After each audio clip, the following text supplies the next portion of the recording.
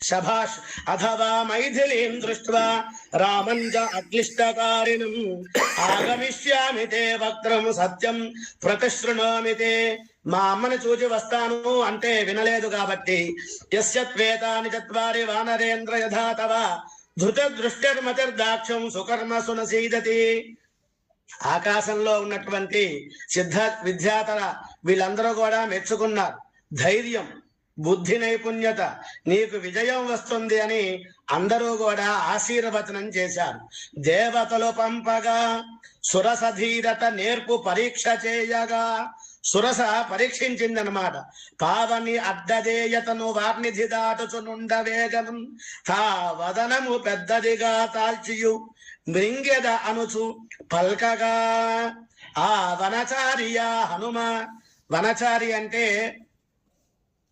కోతి అన్నమాట. ఎందుకని అంటే శాఖా మృగము అంటారు. ఈ కొమ్మ నుంచి ఆ కొమ్మకి వెళ్తూ ఉంటాయి కోతులన్నీ కూడా.